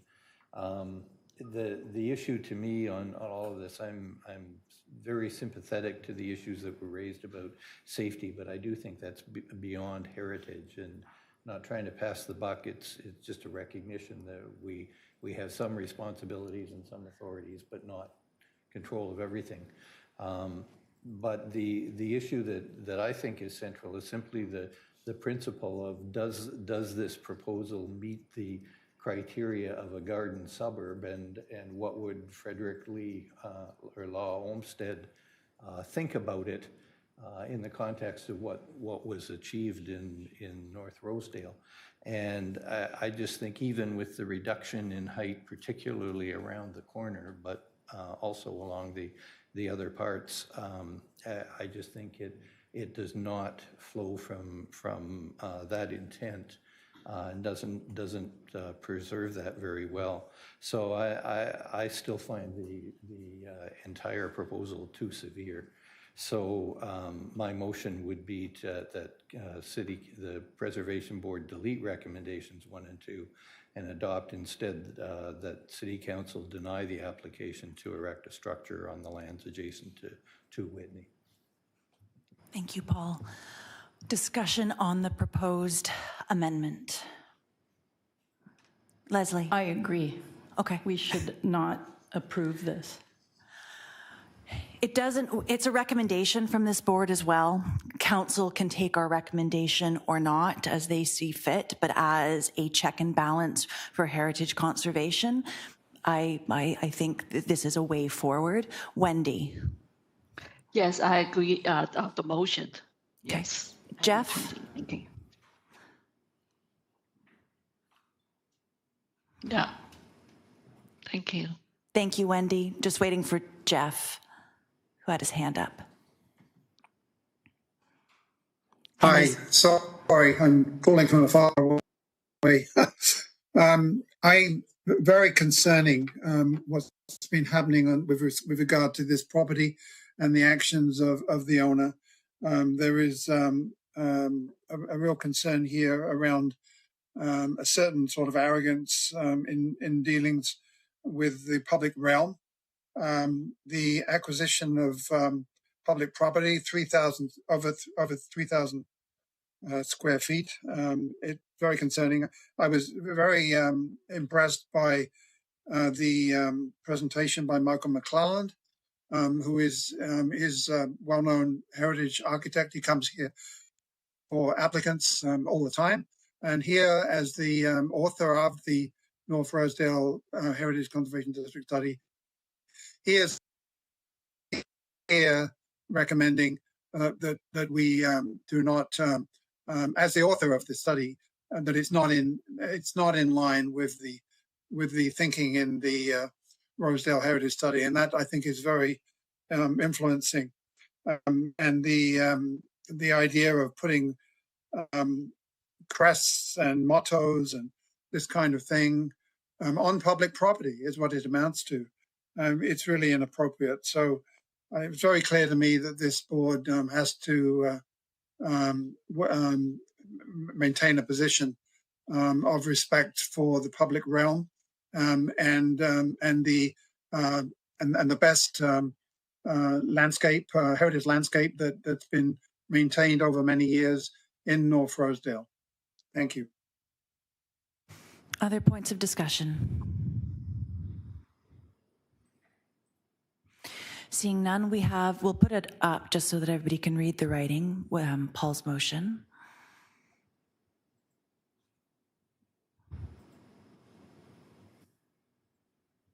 Please. And he's already read it out, but there, everybody can have a look at it. So this is what's before us. All right, thank you.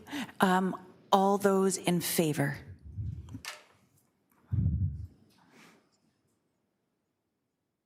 And that carries. We now have a report before us as amended. Any further I just wanted to say, sorry, that to be clear to the board that this will go directly to City Council, that it's not going through committee. So if you're following the item, it'll be there, and this advice will be there. Thank you. Other points of discussion on the as amended? Seeing none, I have a staff report as amended. Would anybody like to move? Paul, thank you very much. All those in favor? And that carries. Thank you very much. Moving on to PB 47.10. And Amir is staying put.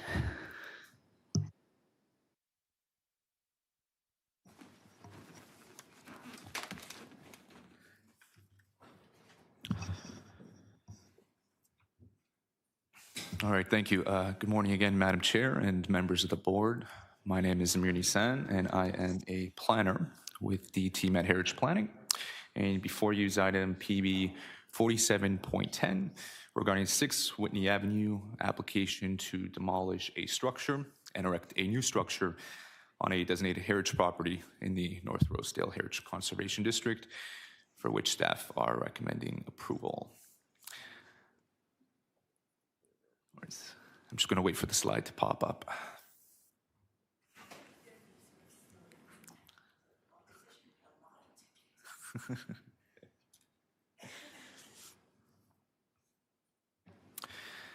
So this next slide will show the context map with the subject site's location highlighted in red.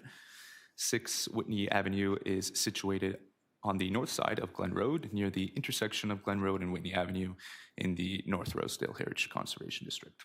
Next slide, please. Thank you. The existing building at 6 Whitney Avenue was originally constructed in 1911 in the Georgian Revival style with English cottage influence. Character-defining attributes include its balanced asymmetrical design, its openings, its front porch, the steeply pitched side gable, roof with chimneys, and the brick soldier course that wraps around the second story. On the left, we can see the pre-existing condition of the property with the detached rear yard garage before it was demolished. The photo on the right shows the existing condition of the property, showing approximately where the pre-existing garage once existed. Next slide, please. Along with the demolition of the pre-existing garage, the applicant is also seeking permission for the construction of a carport addition on the side of the building. The proposed addition will sit 2 meters behind the front wall of the existing building and extend to the rear of the property. Next slide, please. This slide displays the proposed front and side east elevations. The proposed addition will be constructed of brick, stone, and wooden elements and will sit below the second story. The proposal also maintains the brick soldier course and window sills on the second story, along with the existing openings and masonry on the side east elevation. Heritage Planning staff are of the opinion that the application to demolish an existing structure and construct a new structure conforms to the district design guidelines of the North Rosedale District Plan. And so for the reasons outlined in this presentation and in staff report, staff are recommending that the application be approved. And that concludes my presentation. Thank you. Thank you very much. We have one speaker on this item, Sean Gosnell.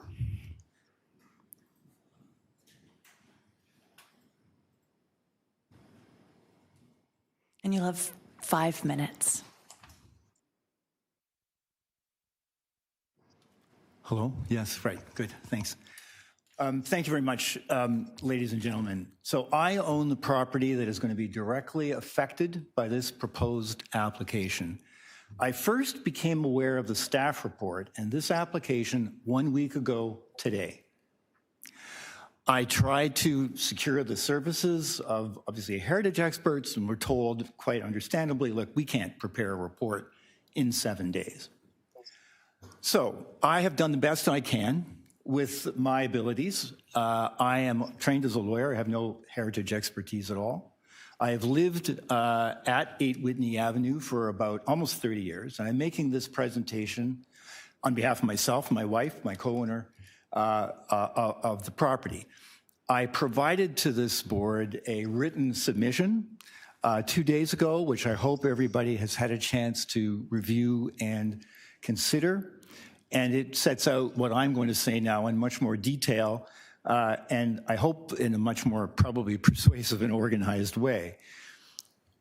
My respectful submission is that in order for this application to succeed, it is necessary for this board to be satisfied that the staff report can be safely relied on. And my submission is that it cannot. And I say that not because I'm disagreeing with what the staff have said, but because from a reasonable and close review of what's actually in and not in the staff report, we can conclude that it is not safe and reliable. And I'll start by referring to the first and most important flaw in the report. The report cites various aspects of, quotes from section 7.2 of the plan. And it, as I said in my materials, it cites various parts. It cites a part that says no alteration or addition should visually overwhelm the building in question or neighboring buildings. It cites that. It then skips a sentence and says alterations and additions should, to the extent reasonable, maximize the use of materials that predominate, etc. But it misses a sentence in between those two. And here's that sentence. Additions should preferably be at the rear of the building.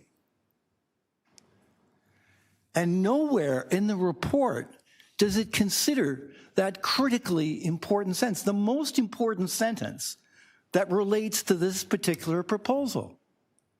And therefore, it doesn't consider whether there's any reason why this addition should not be at the back of the building. It's a complete failure.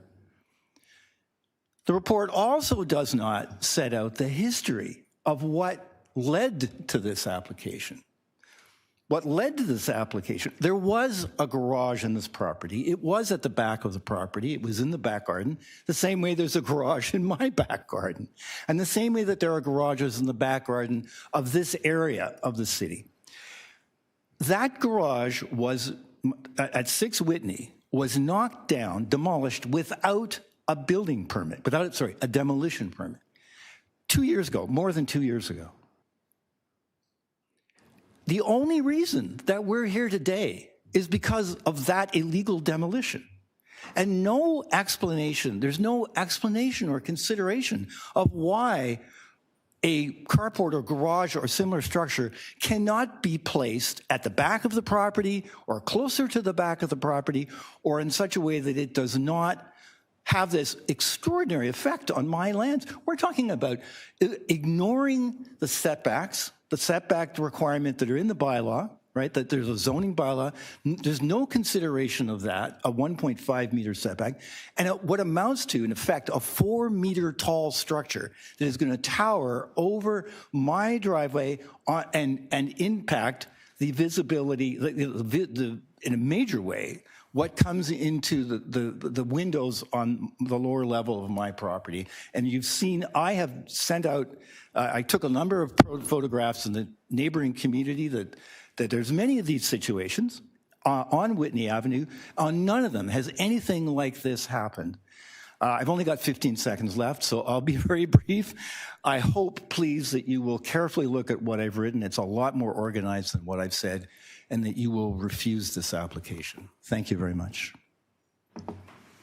Thank you. Do we have questions for our speaker?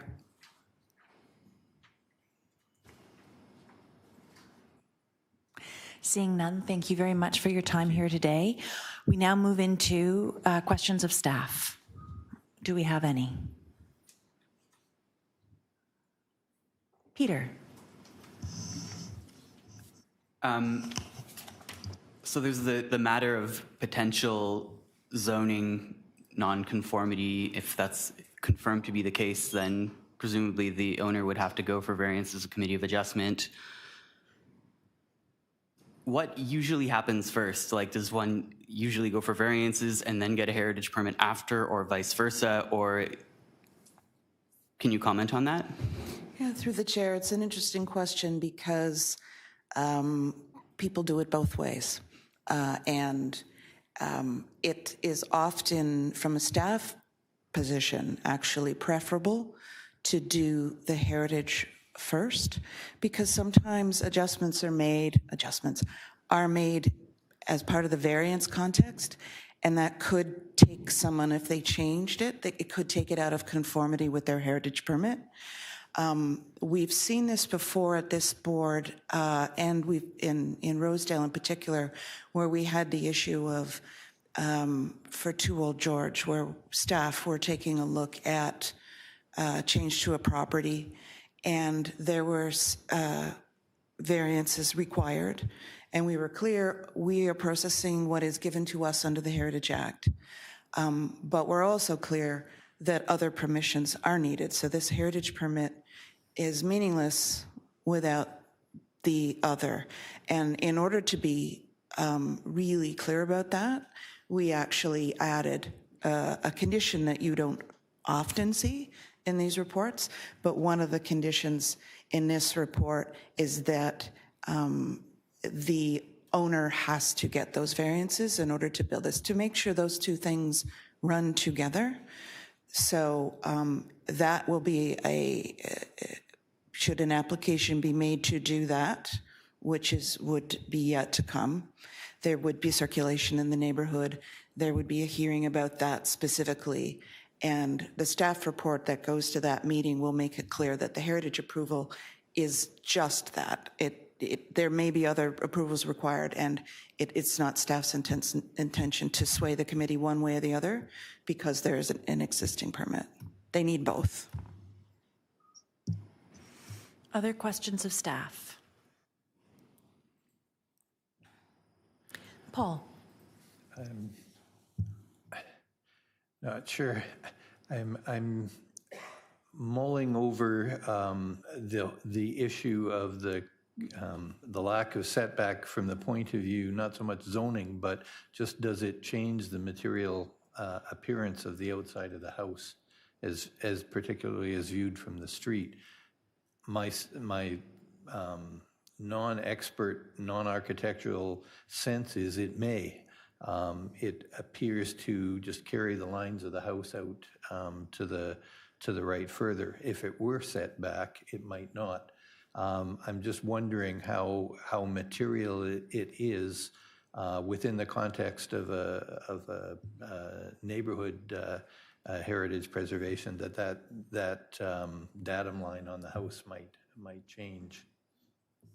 I'm just wondering if you can comment on that. I'm not sure that was a well-phrased question. Through you, Chair, could you repeat the question? Is it material if the horizontal lines of the car park, the roof, if they become part of the visual lines of the house itself? Do we allow that kind of change to a house in a heritage conservation district? Is that better? Through you, Madam Chair, our review boiled down to how we can make the carport as visually recessive as possible. The district design guidelines are based on the architectural and streetscape character statements outlined under the district plan. And so the intention of the guidelines is to ensure that whatever we're putting in its place maintains that architectural and streetscape character. Staff are also mindful that there are other carports within the district that have been approved previously. The intention is just to ensure that we're using materials that predominate in the district, and we are pushing for a design that mitigates any visual impact on the main building and maintains the main building's primary form, scale, and massing when viewed from the public realm. Terrific, thank you. Other questions of staff? Seeing none, discussion amongst ourselves?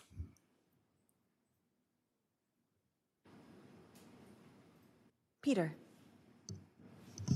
Just wanted to say that I found the neighbors' submissions to be very well articulated and persuasive, but I do also find some comfort in knowing that this heritage permit would be conditional on the owner receiving variances if they needed them.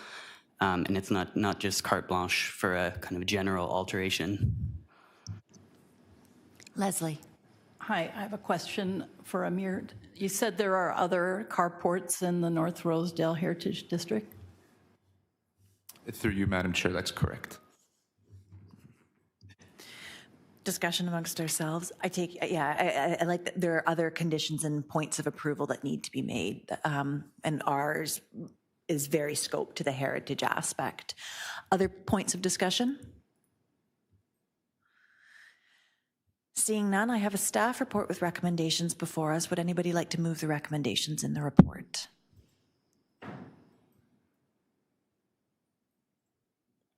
I'll move them.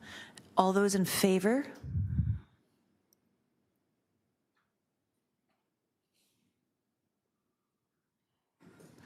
That's one, just letting clerks count. Okay, all those opposed? 1, 2, 3. Thank you very much. The motion carries. Moving on to our last item of business now. It's 47.11 Stotts Bridge. And welcome, Emily.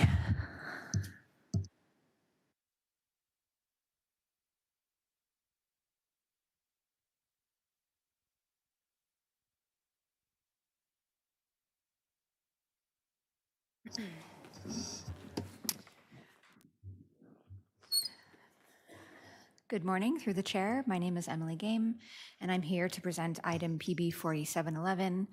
This report recommends that City Council approve the demolition of Stotts Bridge, a structure designated under Part 4 of the Ontario Heritage Act, in conjunction with the emergency replacement of the structure. Next slide, please. Stotts Bridge is located on Twyn Rivers Drive between Shepherd Avenue East and the Toronto city limits. The bridge and Twyn Rivers Drive are owned and maintained by the City of Toronto, but are located within the Rouge River Urban National Urban Park, a federally owned park that spans the boundaries of the cities of Pickering and Toronto. Following safety concerns identified during routine inspections, the City of Toronto closed the bridge to all vehicle traffic in July 2024. Next slide, please. This slide shows the as-built condition of the bridge, including its plan, elevation, bottom view, and section. Twyn Rivers Drive has a 2-lane rural cross-section with no paved shoulders, bike lanes, or sidewalks. The bridge has a 22.1 meter single span and a 4.1 meter wide deck, limiting traffic to a single lane.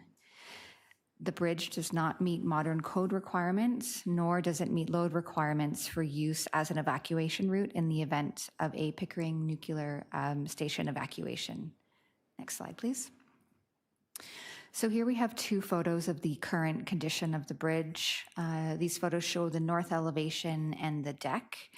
Constructed in 1915, it is a representative example of a Warren Pony Truss bridge. The bridge's design, construction method, and materiality are typical of the type, including its single-span configuration, 5-panel truss design, and riveted connections. The bridge has a direct association with and reflects the design of civil engineer Frank Barber. It also has contextual value as it supports the surrounding rural scenic character. And lastly, the bridge is considered a landmark structure in Scarborough. Next slide, please. So the next 2 slides show the current condition of the bridge. On the left is a detailed view of the perforation on the top chord, and on the right, a view of the corrosion and severe flaking on the truss connections. Moderate to severe corrosion, deformation, twisting, and rust jacking were observed on steel trusses, cords, and floor beams. Next slide, please. These slides show the condition of the concrete elements of the bridge. The concrete abutments and wing walls were found to have wide cracks, delamination, and spalling, as shown in these 2 photos. Overall, the bridge is in poor to defective condition and is not a candidate for any of the 3 conservation treatments outlined in the standards and guidelines for the conservation of historic places in Canada. Next slide, please. So the proposed undertaking involves the demolition of Stotts Bridge. To maintain the crossing, a phased approach to replacement is proposed, consisting of installing a temporary bridge while a new structure is being planned, followed by the construction of a permanent steel truss bridge in the existing location. This slide shows the preliminary arrangement drawing dated May 2026. The existing bridge is outlined in red and the proposed truss bridge in blue. The permanent replacement bridge is proposed as a sympathetically designed steel truss bridge that reflects the form and type of the existing bridge. The design is intended to provide a long-term replacement for the existing Stotts Bridge while maintaining the appearance of the historic form. All alternatives to demolition were thoroughly explored, and heritage planning staff are of the opinion that the proposed demolition is supportable as a last resort given the poor condition of the bridge. Prior to demolition, structural elements suitable for salvage will be identified. As part of the conditions of approval, staff recommend that City Council secure a documentation report and a commemoration plan. The commemoration plan will include concepts for a publicly accessible interpretive installation at the crossing that details the bridge's history and, if possible, will incorporate salvaged elements into the plan. So in closing, staff are supportive of the demolition as conservation is not an option due to the bridge's poor condition. Thank you. Thank you very much. We have on the line John Sleeth from ASI, the consultant, who's here to answer questions should we have any. Do we have any questions for the consultant? Matthew. I'm not sure exactly if it'd be for the consultant or for staff, but I'll just throw it out there. I guess my real only question is, could this have been caught sooner, the condition of the bridge? I mean, I can answer that question through the chair. The bridge was actually closed in 2024 and has undergone significant rehabilitation over the years. So at this point, we've sort of reached a point where the trusses, the steel trusses and the concrete abutments have reached their end of life. And unfortunately, with bridges, it's not as simple as, you know, adding a Dutchman repair, because then you start, you get into situations where you have to remove entire steel elements. And at that point, there's a loss of fabric that will happen when dealing with structures. So yeah, the bridge has undergone rehabilitation, and unfortunately, it's reached end of life. Okay, so just to clarify, so it's more, like you said, to do with end of life than any type of neglect that has occurred. Yeah, that's correct, through the chair. These bridges go through regular inspections by the City of Toronto, and I'd have to confirm how frequently, but there is something called the Ontario Structural Inspection Manual, and these bridges are assessed for any deficiencies that might come up. So they are subject to regular inspections, and unfortunately, in 2024, the deficiencies were in the bridge, you know, caused the City of Toronto to close the structure. Okay, thank you. Are there other questions? Seeing none, and we've sort of done both, are there discussion points amongst ourselves? Yes, Matthew. Yeah, I'm happy to move the item. I'm just making the comment that, you know, it's obviously unfortunate that it, you know, ever comes to demolition, but obviously, as said in the report, that it's, you know, it's beyond the stage where anything else could be done. So I think, you know, demolition is just, you know, unfortunately the only acceptable alternative or the only acceptable choice here to make. So I'm okay to go along with that. Thank you. Any other points? Paul. Just a comment that the report does mention commemoration, and I just say if there is anything that can be preserved or displayed. Sometimes old bridges have abutments with date stamps, or maybe they have a builder's plate on them, so forth. I just think that's a great idea in this case. I agree. Anything else? Seeing none, then Matthew, move the recommendations in the report. All those in favor, please. And that's everybody's hand, so that carries. That concludes our business today, everybody. Thank you so very much for your time. We don't see each other until September, so a pleasant rest of everybody's summer. Be safe, be happy, wear sunscreen. Thank you.